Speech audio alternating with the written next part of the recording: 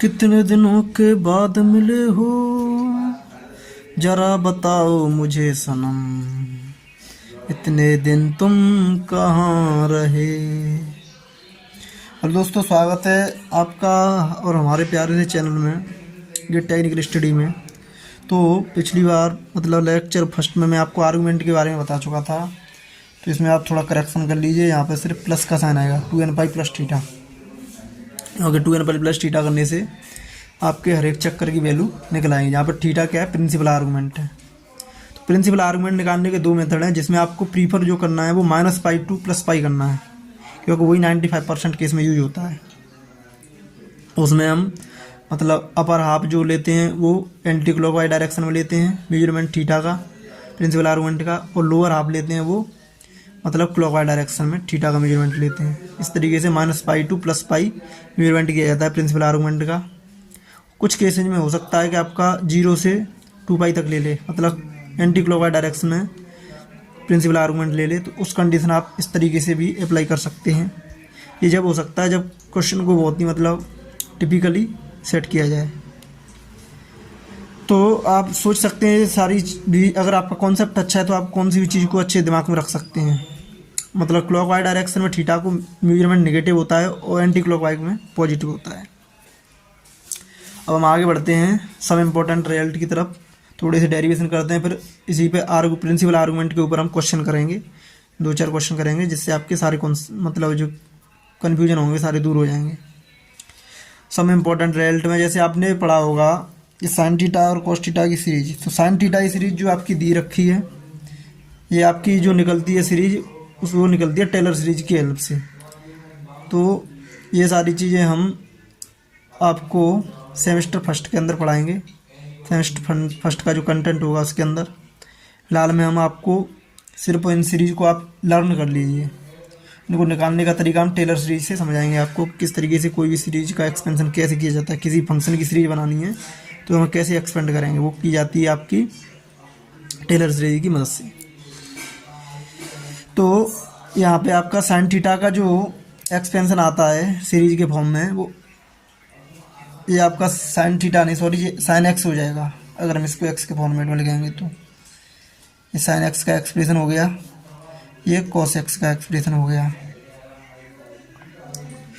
तो sign x का expression हो गया x - x³ factorial plus x⁵5/5 factorial -x⁵7 factorial dot infinity. इसी तरीके से cos x के लिए क्या करेंगे, साइन एक्स को डिफरेंशिएट कर देंगे with respect to x। Sine x का डिफरेंशिएशन क्या हो जाएगा, cos x का डिफरेंशिएशन 1, x³ का करेंगे 3x², 3 से 3 कैंसिल हो जाएगा, नीचे 2 फैक्टोरियल बचेगा, ऊपर x² बचेगा, x² 2 फैक्टोरियल। इसी तरीके से x³ 4/4 factorial -x⁶6/6 factorial plus dot infinity. इस तरीके से आपकी एक सीरीज को याद करके दूसरे की आप अपने लॉजिक एवं ट्रिक से निकाल सकते हैं। तो ये सारी चीज़ें हो गई। अब आपने पढ़ा होगा मतलब एक्सपोनेंशियल का सीरीज एक्सपेंशन e⁻x का 1 + x/1 factorial plus x² 2 factorial plus x³ 3 factorial. Factorial का चिन्ह चाहे तो आप ऐसे लिख लीजिए या आप इस तरीके से लिख लीजिए, दोनों सेम चीज़ है। x⁴/4 factorial dot infinity. तो इन सीरीज की मदद से हम जो आपका यूलर फॉर्म है उसका एक्सपोनेंशियल करेंगे इन फॉर्म ऑफ त्रिगोनोमेट्री में, और यूलर फॉर्म में क्या रिलेशन होता है वो आपका डेरिवेशन किया जाएगा। इससे आप आसानी से समझ सकते हैं कि ये सारी चीज़ें एक ही हैं। कैसे हम मतलब त्रिगोनोमेट्री की जो फॉर्मेट होता है उसको यूलर फॉर्म में कन्वर्ट कर देते हैं, तो कैसे हो जाता है उसका हम डेरिवेशन करेंगे। चलिए आगे बढ़ते हैं। जैसे कि हमारे पास जो e⁻x दिया है, अगर इसमें x की जगह पे हम रख दें x⁻i/, x = i/, रख दें तो क्या होगा, दोनों साइड में हम i/, पुट कर सकते हैं इन बोथ साइड्स। e⁻i/, हो जाएगा इधर हो जाएगा 1 + x⁻i/1 factorial 1 plus i/2 factorial 2 plus i/3 factorial 3 plus i/4 factorial 4 dot infinity. अब दोस्तों आपने पढ़ा होगा कि आई standard unit of imaginary standard unit of imaginary होती है, इसकी वैल्यू होती है -1, स्क्वायर रूट -1। अगर इसका स्क्वायर करेंगे तो कितना बचेगा -1, इसका इस आई स्क्वायर का भी स्क्वायर करने तो कितना हो जाएगा 1। और आई क्यू को आप क्या लिख सकते हैं, आई स्क्वायर इंटू आई स्क्वायर की वैल्यू कितनी है -1, तो -i। इस तरीके से हम इनको यूज कर सकते हैं। चलिए इस इक्वेशन में यूज करते हैं ऊपर वाली में। ई की power i by equal to 1 plus i by upon factorial 1। I square हो जाएगा इधर, आई स्क्वायर की वैल्यू कितनी है -1, तो minus by square upon 2 factorial plus I Q का मान कितना हो जाएगा -i, तो इधर से हो जाएगा -i बाई अपॉन फैक्टोरियल 3। आई की पावर 4 का मान कितना हो जाएगा 1, बाई की power 4 upon factorial 4 plus dot dot dot infinity. अब इसमें क्या करते हैं, इमेजनरी जो भी यूनिट हैं उनको एक साइड कर लो और जो रियल यूनिट है उनको एक साइड कर लो। ई की power i by equal to 1 minus by square upon 2 factorial plus by की power 4 upon 4 factorial plus i इसमें से मैं ले लेता हूँ कॉमन। आई जैसे ही आप कॉमन लेंगे तो ये बचेगा आपका बाई, सॉरी आप यहाँ पर आई जैसे ही कॉमन लेंगे तो यहाँ पे क्या बचेगा बाई, और यहाँ से क्या कॉमन लेंगे आई, तो माइनस के बाई, यहाँ पे आपका ये क्यू है minus I into by Q upon 3 factorial, क्योंकि ये आई बी का होल क्यूब था ना, आई क्यू की वैल्यू -i, तो यहाँ से हो जाएगा आई कॉमन लेंगे तो by upon 1 factorial, by Q upon 3 factorial हो जाएगा इधर। इस तरीके से आपकी एक और सीरीज बन जाएगी इसके अंदर आई के साथ। एक आपकी रियल यूनिट हो गई, एक आपकी इमेजनरी, क्योंकि अगर किसी भी रियल नंबर के आगे आई लग जाता है तो इमेजनरी बन जाता है। तो real part plus imaginary part that is equal to complex part, मतलब कॉम्प्लेक्स फंक्शन। तो ई की power i by is equal to, आप ध्यान से देखो, 1 minus by square upon 2 factorial plus by की पावर 4 अपॉन 4 फैक्टोरियल। ये किसकी सीरीज बन रही है, cos x की, लेकिन यहाँ पे ये किसके फॉर्मेट में, बाई की में, तो यहाँ पे हम लिख सकते हैं cos y। इसी तरीके से by minus by Q upon 3 factorial, मतलब x minus x Q upon 3 factorial, x की पावर 5 अपॉन 5 फैक्टोरियल। तो ये आप किससे मैच कर रही है, ये कर रही है आपकी साइन एक्स से, cos y प्लस आई इंटू साइन वाई। इस तरीके से हम ई की पावर आई वाई को cos y प्लस आई साइन वाई लिख सकते हैं। तो आपका यूलर फॉर्म, इसको जो मतलब आपकी जो ई की पावर में जो लिखा जाता है उसको बोलते हैं हम यूलर फॉर्म, और ये होता है आपका पोलर फॉर्म। मतलब पोलर फॉर्म और यूलर फॉर्म में आपका क्या हो गया, रिलेशन। क्या है ये, रिलेशन इन बिटवीन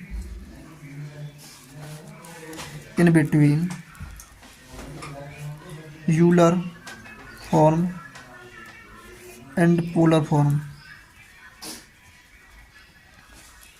ठीक है, अब क्या करेंगे हम, अगर मैं आई को या बाई को -y से रिप्लेस कर दूं तो यहाँ पे बन जाएगा माइनस के ई की पावर आई, ई की पावर -i बाई। तो बाई को -y से रिप्लेस करेंगे, cos ऑफ -y क्या हो जाता है, cos of minus theta, cos theta होता है आई इंटू साइन ऑफ -y। आपने ये पढ़ा होगा, cos ऑफ माइनस थीटा और sec ऑफ माइनस थीटा क्या हो जाते हैं, सेम टू सेम फंक्शन आ जाते हैं, cos थीटा sec थीटा। और बाकी अदर जो 4 ट्रिग्नोमेट्रिक रेशियो होते हैं उनमें क्या आ जाता है, माइनस आ जाता है। इसकी मदद से हम क्या लिख सकते हैं, cos y माइनस आई इंटू साइन वाई। ई की पावर माइनस आई वाई की वैल्यू कितनी आ गई आपकी, cos y माइनस आई साइन वाई। अब इन दोनों रिजल्ट्स की मदद से ई की पावर आई बाई और ई की पावर माइनस आई बाई, इनकी मदद से हम थोड़े सम स्टैंडर्ड रिजल्ट निकालते हैं जो आपको याद रखने हैं। तो क्या होगा, अगर इन दोनों को ऐड कर दूंगा तो क्या होगा, माइनस ई की पावर आई साइन वाई क्या हो जाएगा, कैंसिल हो जाएगा, cos y कितना हो जाएगा 2 cos y। तो यहाँ से आपका cos y को हम लिख सकते हैं ई की पावर आई वाई प्लस ई की पावर माइनस आई वाई अपॉन 2। ये रिजल्ट आपको क्या करना है, याद रखना है, इसका काफ़ी यूज होगा। इसी तरीके से अगर आप इन दोनों को सब्ट्रैक्ट करेंगे तो क्या होगा, यहाँ से देखो कॉस वाई से कॉस वाई कैंसिल हो जाएगा, और माइनस के आई साइन वाई वो प्लस का हो जाएगा, तो आई साइन वाई कितना हो जाएगा 2 आई साइन वाई, और इधर हो जाएगा ई की पावर आई वाई माइनस ई की पावर माइनस आई वाई, और 2 आई चले जाएगा डिवाइड में। तो यहाँ से साइन वाई की वैल्यू हम डायरेक्ट लिख सकते हैं ई की पावर आई वाई माइनस ई की पावर माइनस आई वाई अपॉन 2 आई। तो इन दोनों की वैल्यू काफ़ी यूज होती है। अब दोस्तों हम बात करते हैं यानी कि हाइपरबोलिक फंक्शन की। हाइपरबोलिक फंक्शन क्या होता है? हाइपरबोलिक फंक्शन को हम हाइपरबोलिक फंक्शन इसलिए बोलते हैं क्योंकि इसके जो ग्राफ बनते हैं हाइपरबोलिक फंक्शन के, वो सेम टू सेम किसकी तरह बनते हैं? वे बनते हैं हाइपरबोला की तरह, इसीलिए हम उनको हाइपरबोलिक फंक्शन बोलते हैं। साइन एच एक्स कोस एच एक्स, तो इनकी भी वैल्यू काफ़ी इंपॉर्टेंट है, वो भी आपको लर्न रखनी चाहिए, याद रखनी चाहिए। तो अगर इमेजिनरी यूनिट आ रही है इनके साथ तो ये बन जाएंगे क्या? सीधे सीधे मतलब आपके कॉस वाई साइन वाई। अगर यहाँ से इमेजिनरी यूनिट को आई को हटा लें तो ये दोनों सेम टू सेम क्या बन जाएंगे? हाइपरबोलिक, मतलब कॉस एच एक्स को साइन एच एक्स ऐसे बन जाएंगे। तो ये चीज़ें अगर आयोटा आ रहा है तो वहाँ पर सिंपली कॉस का हो जाएगा फॉर्मेट, साइन का हो जाएगा। अगर आयोटा को हटा देंगे तो क्या बन जाएगा? सिंपली हाइपरबोलिक फंक्शन का फॉर्मेट बन जाएगा। हाइपरबोलिक फंक्शन इसलिए बोला जा रहा है क्योंकि इनके जो ग्राफ होते हैं वो हाइपरबोला की तरह होते हैं। तो ये चीज़ आपको याद रखनी है। मैं हाइपरबोलिक फंक्शन को इसलिए समझा दे रहा हूँ क्योंकि इन दोनों से रिलेटेड ही हैं वो, सेम टू सेम। ये दोनों के फॉर्मूले और हाइपरबोला फंक्शन के फॉर्मूले सेम हैं। चलिए नेक्स्ट पेज में समझाते हैं हाइपरबोलिक फंक्शन।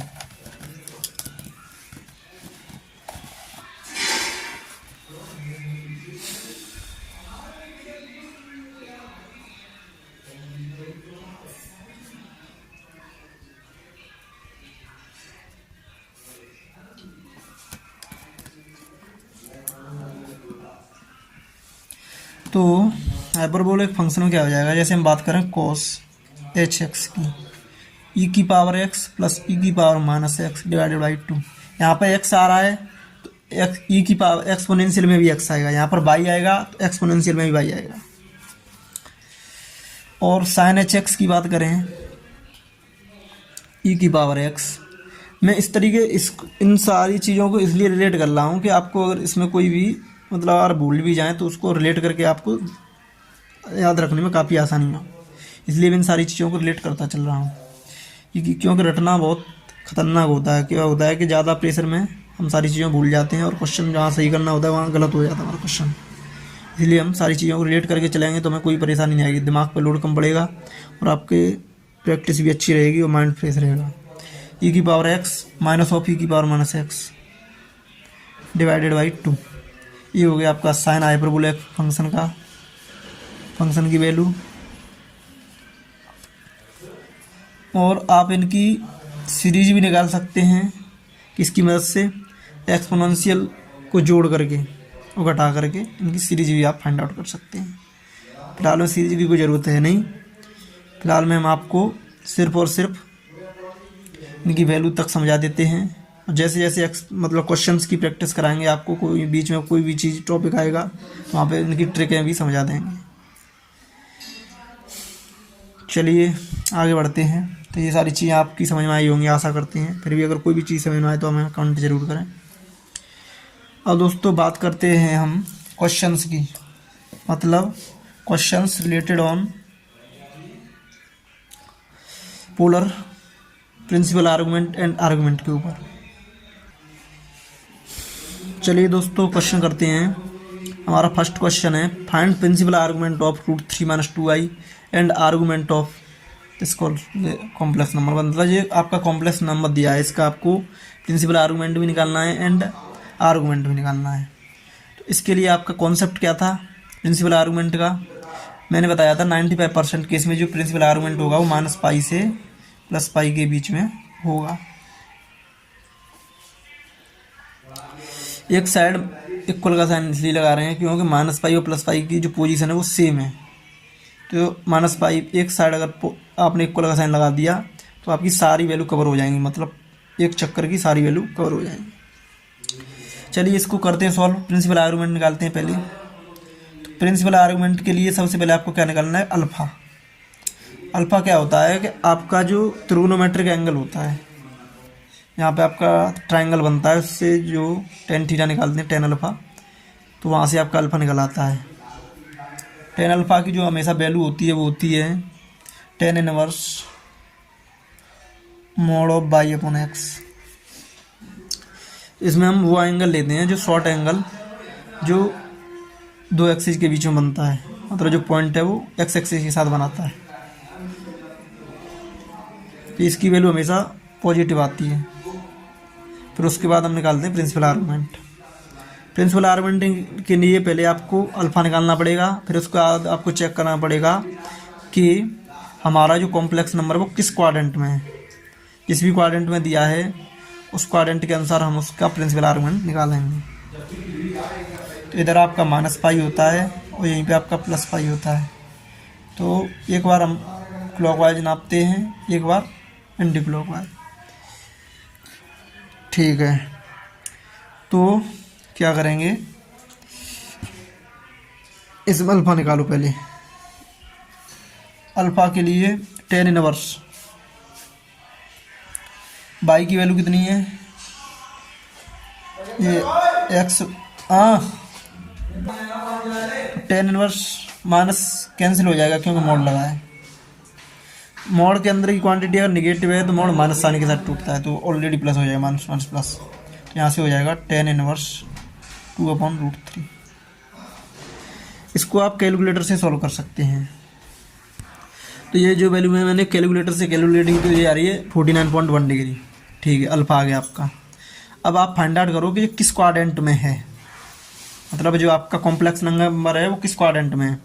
तो यहाँ पर आपका ये रियल एक्सिस है, ये आपकी इमेजिनरी एक्सिस है। तो रियल एक्सिस में कितना चलना है, प्लस के √3, ठीक है, और -√2 यूनिट किस में चलना है, -2 यूनिट आपको इमेजिनरी एक्सिस में चलना है। ये आपका -2 हो गया, ये आपका √3 हो गया। इन दोनों को पॉइंट को इंटरसेक्ट कराएंगे तो ये पॉइंट यहाँ आ जाएगा, मतलब आपका जो कॉम्प्लेक्स नंबर वो किस क्वाड्रेंट में, फोर्थ क्वाड्रेंट में है। ठीक है, फोर्थ क्वाड्रेंट में है। फोर्थ क्वाड्रेंट के लिए जो आपका मेजरमेंट किया जाता है तो ये हो जाएगा आपका अल्फ़ा। और अगर मेजरमेंट करना है वो किस में करना पड़ेगा हमें, क्लॉकवाइज में, क्योंकि fourth quadrant and third quadrant ये किए जाते, इसका मेजरमेंट करते हैं हम किसमें, क्लॉकवाइज डायरेक्शन में। First quadrant and second quadrant का मेजरमेंट करते हैं किसमें, आपका मतलब एंटी क्लॉकवाइज डायरेक्शन में। तो क्लॉकवाइज में डायरेक्शन में अगर इसका मेजरमेंट करूँगा मैं यहाँ से पॉजिटिव मतलब रियल एक्सिस से, तो ये हो जाएगा -अल्फ़ा, मतलब थीटा कितना हो जाएगा आपका, प्रिंसिपल आर्गुमेंट कितना हो जाएगा, -अल्फ़ा के इक्वल, तो -49.1 डिग्री। ये हो गया आपका प्रिंसिपल आर्गुमेंट। अब इसको हमें लिखना किस में है, डिग्री को किस में कन्वर्ट करना है, रेडियन में। तो डिग्री को रेडियन में कन्वर्ट करने का फॉर्मूला होता है pi radian equal to 180 degree. तो 1 डिग्री इक्वल टू लिख सकते हैं π/180 रेडियन। तो प्रिंसिपल आर्गुमेंट हो जाएगा आपका रेडियन में -49.1 इंटू 1 डिग्री को कन्वर्ट कर दो π/180 रेडियन। तो ये हो गया आपका रेडियन में, आ गया प्रिंसिपल आर्गुमेंट। अब आपको क्या निकालना है, आपको निकालना है आर्गुमेंट। तो आर्गुमेंट के लिए आप सीधा सीधा फॉर्मूला लगा दीजिए 2n पाई, क्योंकि आर्गुमेंट हर एक चक्कर में रिपीट करेगा। प्रिंसिपल आर्गुमेंट हो गया मतलब एक चक्कर के लिए, वो आर्गुमेंट हम मतलब जितने भी इनफाइनाइट चक्कर हैं उन सारे के लिए काउंट करेंगे, फर्स्ट चक्कर, सेकंड चक्कर, थर्ड चक्कर, फोर्थ चक्कर। तो 2n pi plus principal argument, तो 2n पाई प्लस कर दो आप माइनस के 49.1 π/180, ये वैल्यू होगी। इसको आप और भी सिंप्लीफाई कर सकते हैं, फिलहाल में आप इतना रख सकते हैं, कोई दिक्कत नहीं है। तो आशा करते हैं ये कॉन्सेप्ट आपको समझ में आ जाया होगा। इसी तरीके से हम दूसरा क्वेश्चन करते हैं। आपका क्वेश्चन करने की प्रैक्टिस जब भी अच्छी होगी जब आप वीडियो को पॉज करके खुद से करें, फिर उसके बाद सॉल्यूशन देखें। चलिए इसको भी करते हैं सॉल्व, क्वेश्चन नंबर 2 को, जैसे आपकी प्रैक्टिस हो जाए। तो सबसे पहले इसमें फाइंड आउट करो अल्फा। तो अल्फा के लिए सीधा सीधा फॉर्मूला लगा दीजिए, tan inverse mod by upon x. tan inverse mod by कितनी हो जाएगी, बाई की वैल्यू कितनी है -4, एक्स की वैल्यू -2, डिवाइड करेंगे कितना आ जाएगा 2। तो tan इनवर्स 2, tan इनवर्स 2 की वैल्यू आप कैलकुलेटर से कैलकुलेट कर सकते हो। तो दोस्तों मैंने कैलकुलेट किया कैलकुलेटर से, 63.4 डिग्री आ रही है आपकी। अच्छा 63.43 डिग्री आ रही है। इसको आपको कन्वर्ट करना है किसमें, रेडियन में। तो आप π/180 से मल्टीप्लाई कर सकते हैं।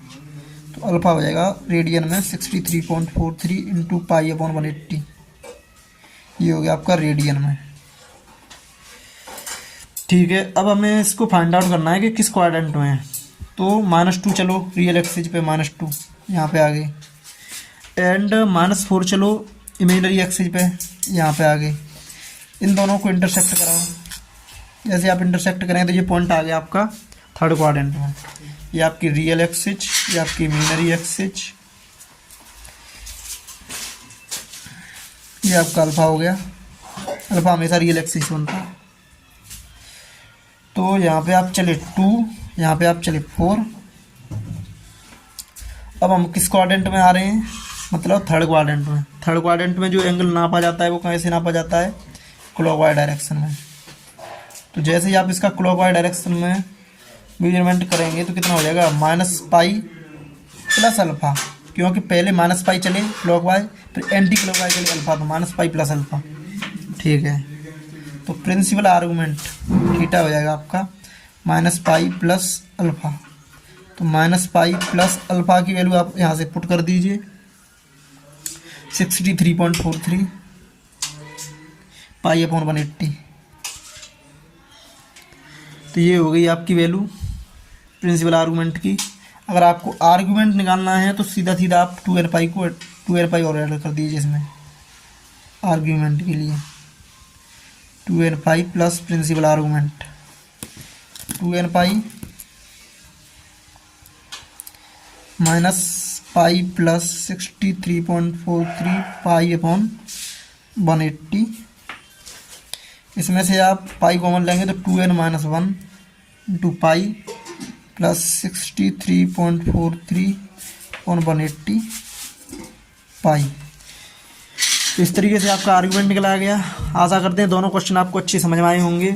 प्रैक्टिस के लिए आप HK दास या BS ग्रेवाल का चूज कर सकते हैं, जो कि काफ़ी अच्छी बुक हैं प्रैक्टिस के लिए। Thank you for all the very best.